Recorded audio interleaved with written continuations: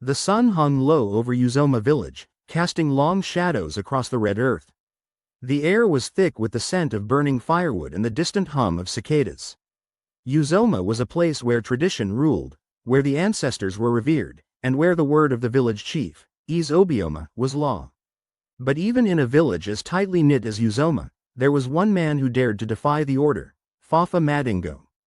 Fafa was a man of many faces. To the children, he was a shadowy figure who lurked at the edges of the village, his laughter echoing like a warning. To the elders, he was a thorn in the flesh, a man who stole yams, goats, and even the sacred kola nuts meant for the ancestors. To the women, he was a charmer, his words smooth as palm oil, but his intentions as sharp as a machete. No one knew where Fafa came from. Some said he was a spirit sent to test the village. Others claimed he was a man cursed by the gods, doomed to wander and cause chaos. But one thing was certain. Fafa Madingo was a problem, and the village could no longer ignore him. It was on a moonless night that Fafa committed his most daring crime.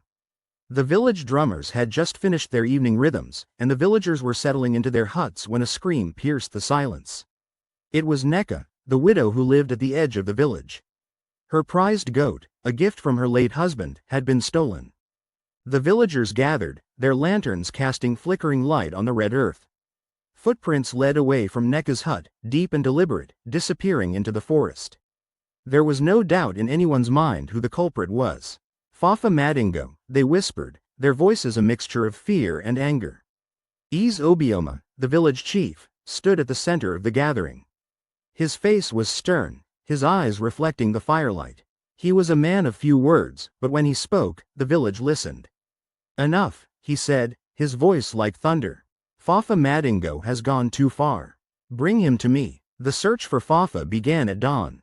The villagers, armed with machetes and sticks, combed the forest, calling his name. But Fafa was a master of evasion. He knew every hiding place, every secret path. For 3 days, the search yielded nothing. On the 4th day, a young boy named Shitty stumbled upon Fafa's hideout. It was a small cave hidden behind a waterfall, its entrance obscured by thick vines. Inside, the villagers found stolen yams, kola nuts, and the remains of Neka's goat. Fafa was cornered, his back against the cave wall. His eyes darted around, searching for an escape, but there was none. The villagers bound his hands and led him back to the village, where Obioma awaited. The village square was packed. Men, women, and children gathered to witness the judgment of Fafa Madingo. Obioma sat on his carved wooden stool, his face unreadable. Beside him stood the village elders, their faces etched with concern. Fafa was brought forward, his head bowed. The villagers murmured, their voices a mixture of anger and curiosity. What punishment would Obioma decree? The chief stood, raising his hand for silence. "Fafa Madingo," he began, his voice steady, "you have stolen from this village, disrespected our traditions, and brought shame upon yourself.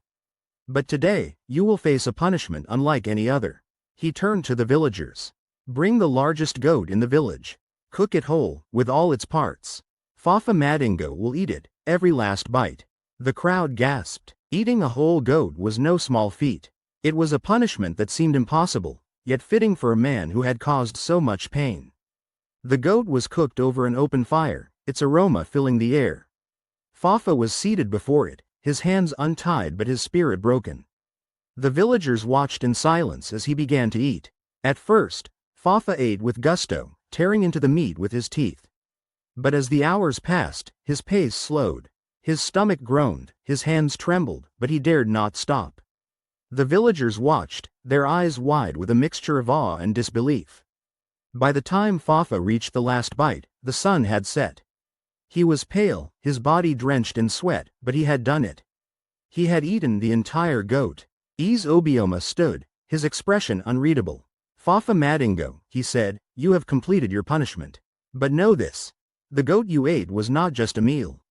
It was a test of your will, your strength, and your humility. From this day forward, you will no longer be a thief. You will work for this village, repay what you have stolen, and earn your place among us." Fafa nodded, his eyes filled with tears. For the first time in his life, he felt a sense of belonging. In the years that followed, Fafa Madingo became a changed man.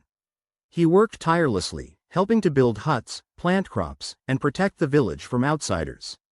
The villagers, once wary of him, began to see him as one of their own. But the story of Fafa Madingo and the Goat of Justice lived on, a tale told by the fireside to remind the villagers of the power of tradition, the importance of justice, and the possibility of redemption.